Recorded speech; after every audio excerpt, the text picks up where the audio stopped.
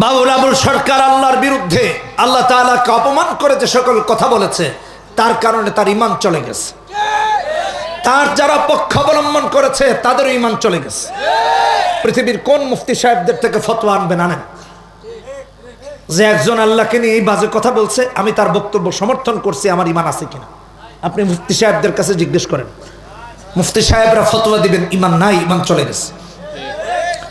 এই সকল কথার সাথে কিভাবে ঈমান থাকতে পারে?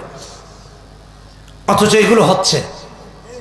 এখন আবার মুসলমানের বাচ্চা এই বক্তব্যের আবার পক্ষ অবলম্বন করতেছে।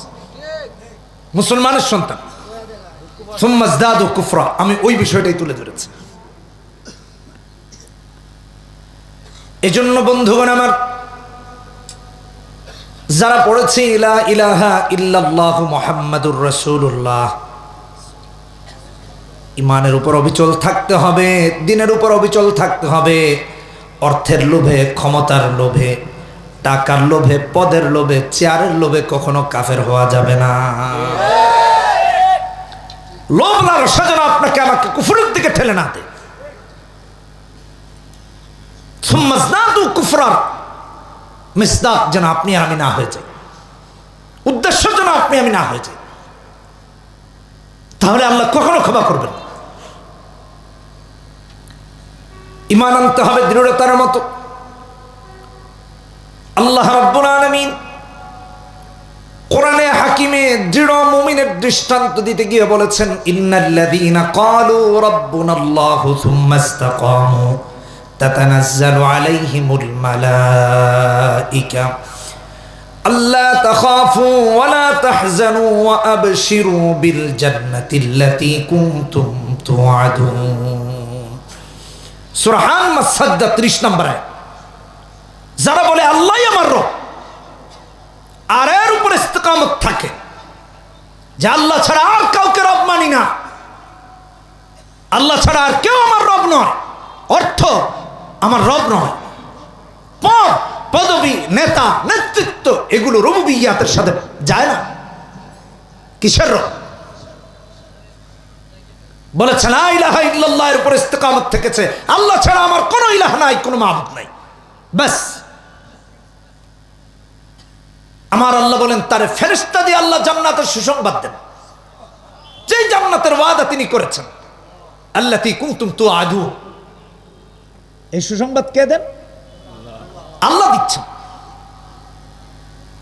এমন কি বলছেন তার ভয় নাই, তার চিন্তাও নেই।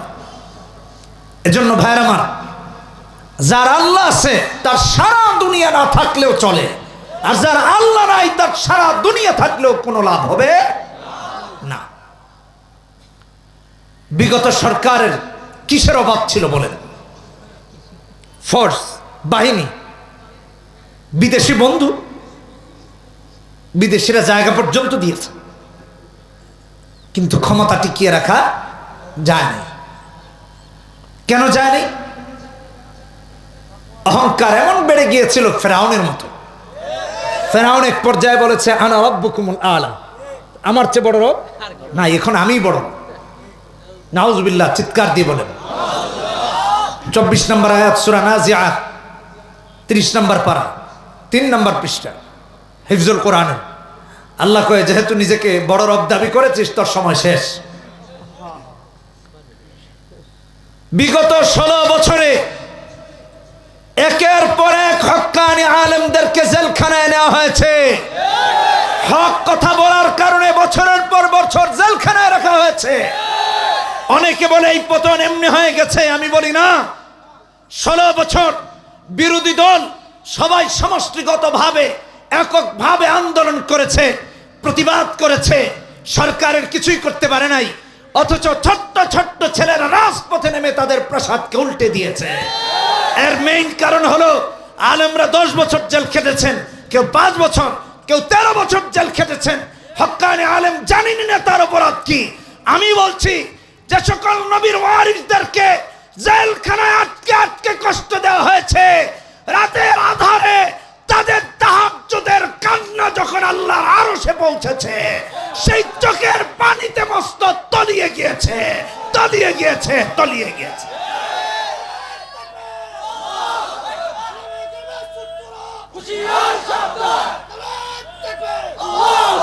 এজন্য আমার ভাইরা সামনের দিনেও সচেতন হন, অহংকার করেন না।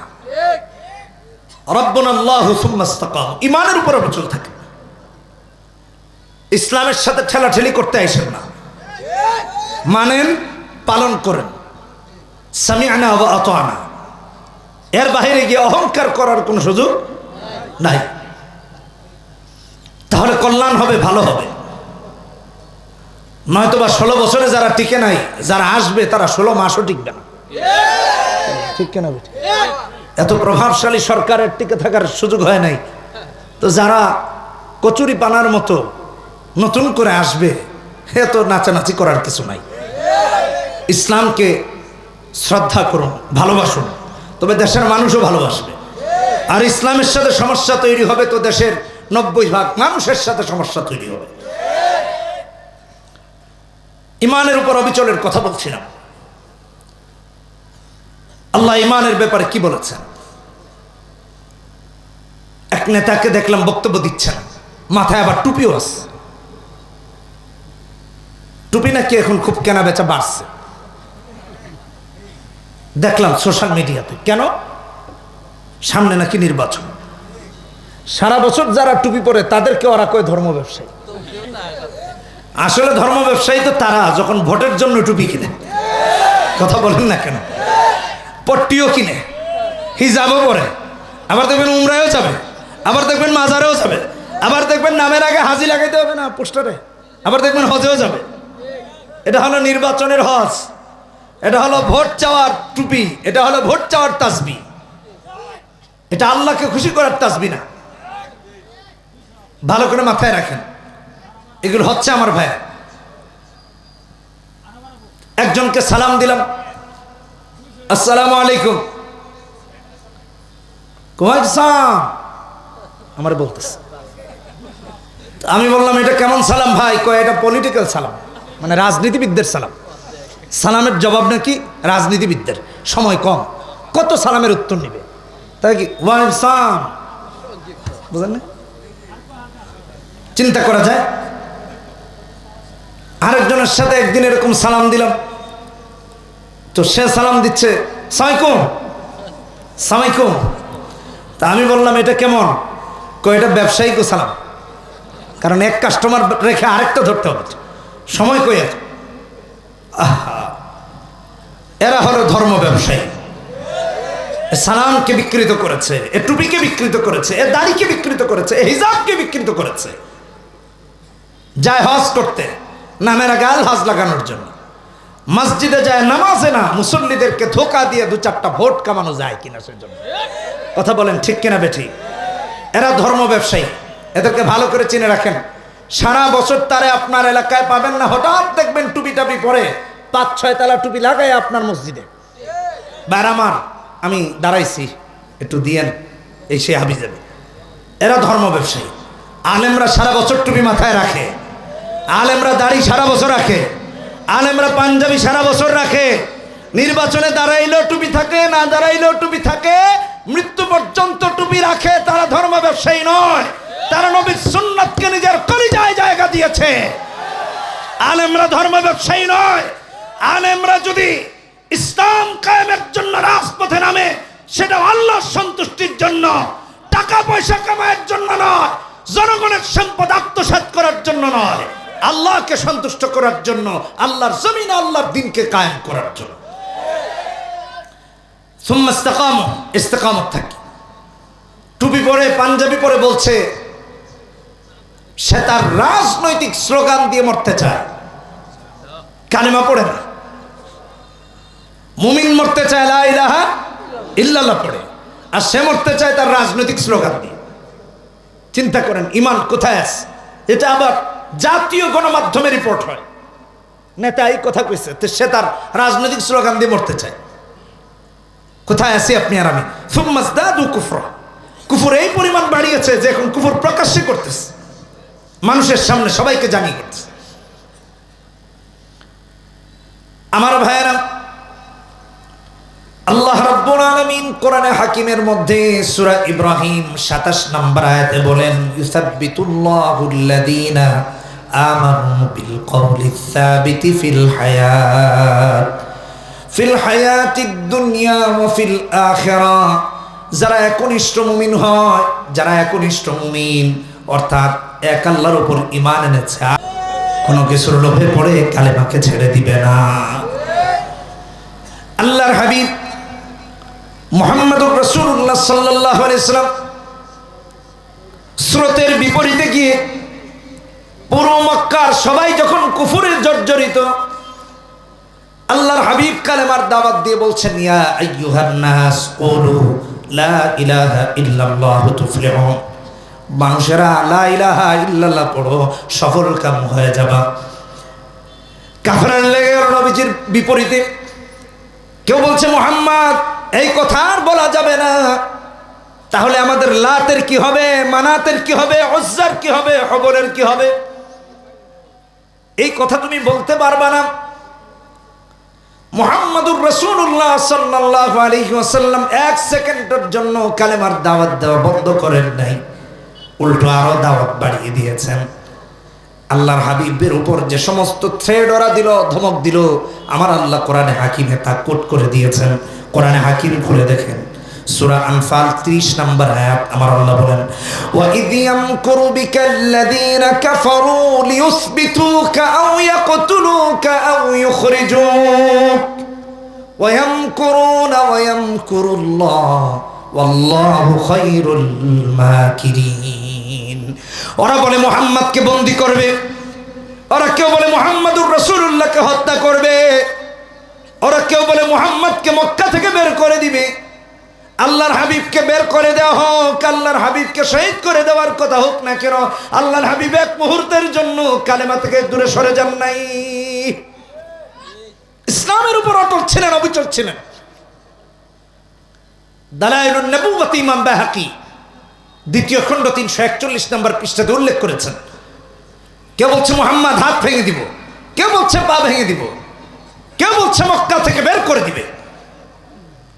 নির্যাতন আর হুমকি ধামকির রূপরেখা। আল্লাহর হাবিব কাঁদতে কাঁদতে বাড়ি ফিরেছেন।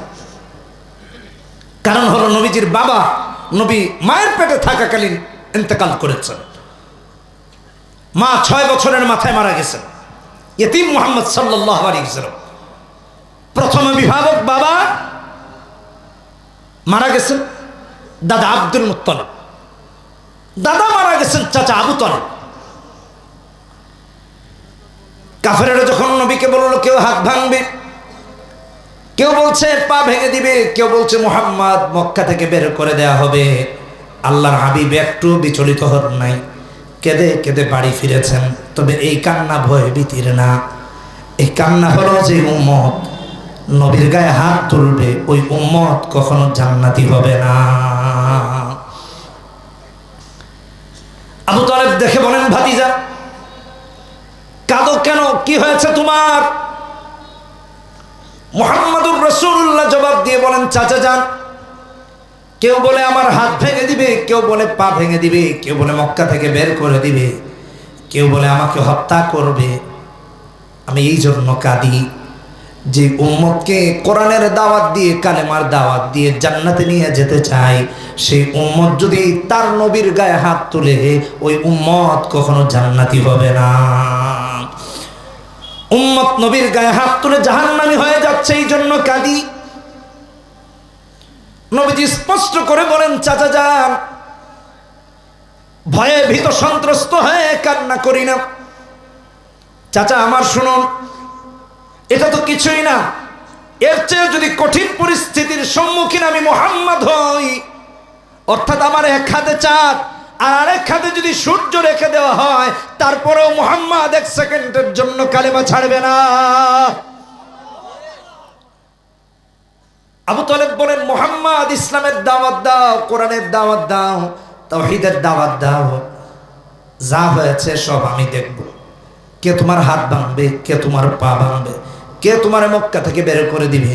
আবু তালেব বলেন, যতদিন আমি মাটির উপরে আছি, ওরা সবাই মিলে হাত ভাঙা পা ভাঙা দূরের কথা, তুমি মুহাম্মাদের কাছে আসতে পারবে না। ইস্তেকামত, রাসূলুল্লাহর ইস্তেকামত। নবীজির ইস্তেকামত ঈমানের উপরে। আবু তালেবের মতো কাফের যিনি কুফরের উপর মারা গেছেন, তিনি বলছেন কাফের হওয়া সত্ত্বেও মুহাম্মদ ইসলামের দাওয়াত দাও। আর আজকাল মুনাফিক মাহফিলে গিয়া মসজিদে গিয়া আলেমদের মুখের থেকে কথা কেড়ে নিয়া আল্লাহর কালামকে বন্ধ করে দিতে চায়। এরা ইসলামের দুশমন, এরা কোরআনের দুশমন। কে বলেছে তোমাকে মসজিদে আসতে? যে কোরআনের কথা শুনতে ভালো লাগে না, তোমার মসজিদে আসার দরকার নাই। তোমার মসজিদে আসা আর ডোনাল্ড ট্রাম্পের মসজিদে আসার মাঝে কোনো পার্থক্য নাই। তুমি তো কাফের হয়ে গেছো। উল্টা ইসলামের সুরত ধারণ করে মুসলমানদের জন্য আরো বিধ্বংসী হয়ে উঠতেছো। মুনাফিকরা ডেঞ্জারাস, কাফের চেয়ে জঘন্য। এই জন্য এদের ঠিকানা জাহান্নামের সব থেকে নিকৃষ্ট জায়গা। আল্লাহ সূরা নিসাতে বলেছেন, আমি যে আয়াতগুলো তিলাওয়াত করেছি সামনে আছে 20 নম্বর পৃষ্ঠায় মুনাফিকের অবস্থা বলেছেন। এখানে আল্লাহ 38 নম্বর আয়াতে বলেছেন, বাশশিরিল মুনাফিকিনা বিআন্না লাহুম আযাবান আলীমা। ওদেরকে তিরস্কার করেছেন। এই মুনাফিকরা ইসলামের যা ক্ষতি করেছে কাফেররা তা করতে পারে না। 90% মুসলমানের দেশে যদি 90% মুসলমান থাকতো, মুনাফিক না থাকতো, তাহলে সংখ্যাধিক্যের ভিত্তিতে শরিয়া আইন থাকতো। কিন্তু মুনাফিক বেশি হওয়ার কারণে শরিয়া আইন চায়। দাবি করে 90% মুসলমান, মুনাফিক এই 90%-এর মাঝে আরো 70%। যাচাই করে দেখবেন, আমি পড়াশোনা করে বলছি। সংখ্যাধিক্যের ভিত্তিতে যদি নেতা নির্বাচন হয়, সংখ্যাধিক্যের ভিত্তিতে যদি রাষ্ট্রের সরকার নির্বাচন হয়, তাহলে সংখ্যাধিক্যের ধর্ম ইসলাম হওয়ার ভিত্তিতে তো ইসলামী আইন থাকা দরকার ছিল। কেন না ইসলামী আইন? কারণ মুনাফিক বেড়ে গেছে। মুনাফিকরা চায় না আল্লাহর আইন থাকুক, তাহলে শয়তান নারাজ হবে। শয়তানরে কি মন খারাপ করানো যায়? এই জন্য শয়তানরে খুশি রাখে আল্লাহর বিরুদ্ধে গিয়া। সুস্পষ্ট কথা, ভালো করে জেনে নিন। রাসূলুল্লাহর উপর জুলুম হয়েছে, নির্যাতন হয়েছে, নবীজি ঈমান ছাড়েন নাই, কোরআনের পথ থেকে দূরে সরে যান নাই, দাওয়াত বন্ধ করে দেন নাই। আমার ভাইরা, ইসলামের প্রথম যুগে সালাত প্রকাশ্যে পড়াটাই হলো একটা বিশাল থ্রেট। প্রকাশ্যে সালাত আদায়কারীর উপর নির্যাতন নেমে আসতে পারে, তাকে শহীদ করে দেওয়া হতে পারে। তারপরে রাসূলুল্লাহ কাবা চত্বরে প্রকাশ্যে আল্লাহর দরবারে সালাত আদায়ের জন্য দাঁড়িয়েছেন। দৃঢ়তা কাকে বলে? ইস্তেকামত কাকে বলে? আমার ভাইয়েরা, বুখারী শরীফের 240 নম্বর হাদিস, আব্দুল্লাহ ইবনে মাসউদ রাদিয়াল্লাহু তাআলা আনহুমা বর্ণনা করেন, আল্লাহর হাবিব আল্লাহু আকবার বলে নামাজে দাঁড়িয়েছেন, কিয়াম করলেন, রুকু করলেন, সিজদায় গেলেন। কাফের নেতারা পাশে বসে বসে নবীজির নামাজ অবলোকন করতে লাগলো। আল্লাহর হাবিব যখন সিজদাতে গিয়েছেন, সমস্ত দেহকে রবের সামনে অবনমিত চিত্তে হাজির করেছেন। আবু জাহেল নেতাদেরকে বলে, মুহাম্মদ তার রবের জন্য সালাত আদায় করছে, তোমাদের এমন কে আছো যে কিনা মুহাম্মাদের মাথার উপর ময়লা রেখে দিতে পারবা, যাতে করে সিজদা থেকে মুহাম্মদ আর মাথা না উঠাতে পারে? নাউজুবিল্লাহ। কঠোর কাফের, ইসলামের দুশমন। উকবা ইবনে আবি মুঈত বলে, লিডার আমি পারবো। এরকম বহু দুশমন এই জমানাতেও আছে, যারা বলে হুজুর এই কাজ করেছে, হুজুরের কে দাড়িটা ধরে টেনে ছেড়ে দিতে পারবি? আছে না নাই? বহু আলেমকে দেখেছি প্রকাশ্যে দাড়ি ছিঁড়তে, আলেমের দাড়ি ধরে টানতেছে। এই দেশে কত বড় বড় চোর আছে, বিচার হয় না। এক মাদ্রাসায় চোর ঢুকেছে, এক নারী চোর, ছাত্রদের পকেট হাতিয়েছে, টাকা পয়সা যা ছিল নিয়ে গেছে। ছাত্ররা মাদ্রাসা যারা ছিল তারা নিচে নামিয়ে তার গায়ে ঠান্ডা পানি দিয়েছে, আর এই ঠান্ডা পানি দেওয়ার কারণে ছাত্রদেরকে 7 দিনের জন্য জেলখানায় নিয়েছে। এই সরকার নিয়েছে। এই সরকার নিয়েছে। অথচ বড় বড় চোর, এদের বিচার হয় না। আজকে হাদি ভাই মারা গেছে 25-26 দিন হয়ে গেছে, এখনো খুনিকে খুঁজেই পায় না। কথা বুঝেন নাই? আর ওদিকে মাথায় পানি ঢালার অপরাধে 7 দিনের জেল দিয়েছে। আমি বেশি কিছু বলতে চাই না, শুধু এটা বলতে চাই, বিগত 16 বছরে দিল্লির দালালদেরকে দেশের পদে পদে বসিয়ে রাখা হয়েছে, যারা আমাদের দেশকে রক্তক্ষয়ী সংঘর্ষে ঠেলে দিতে চায়, যারা ধর্মীয় যুদ্ধে আমাদেরকে নামিয়ে দিতে চায়, যারা ইসলামকে মিটিয়ে দিতে চায়, যারা কোরআনকে মিটিয়ে দিতে চায়, যারা আলেমদেরকে জেলখানায় রাখতে চায়, আল্লাহর কসম আলেমরা যেদিন রুখে দাঁড়াবে, পালাবার পথ খুঁজে পাবা না, পাবা না, পাবা না ইনশাআল্লাহ।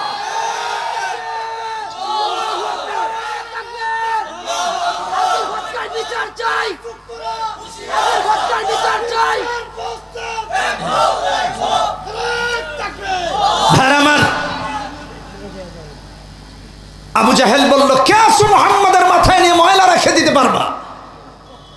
উকবা দাঁড়িয়ে গেছে, লিডার আমি করব। বিগত সরকারের আমলে এমন উৎসাহী হয়ে ইসলামের বিরুদ্ধাচরণ করতে বহু নেতাকে দেখেছে, বহু নেতাকে দেখেছে। নেতা ভিনদেশীদের দালালি করতে গিয়া ইসলামের বিরুদ্ধাচরণ করেছে, আর তাকে সঙ্গ দিয়েছে তার কর্মীরা। দেখেছেন না? লিল্লাহি তাকবীর, লিল্লাহি তাকবীর। আলহামদুলিল্লাহ, মুফতি মুআবিয়া আল হাবিব দামাত বারাকাতুহুমুল আলিয়া আমাদের মাঝে উপস্থিত হয়েছেন, মুহতারাম আলোচনা করবেন। আমি যে কথা বলছিলাম, হাদিসটি যেহেতু বলছি একটু শেষ করি, জাস্ট হাদিসটা। রাসূলুল্লাহ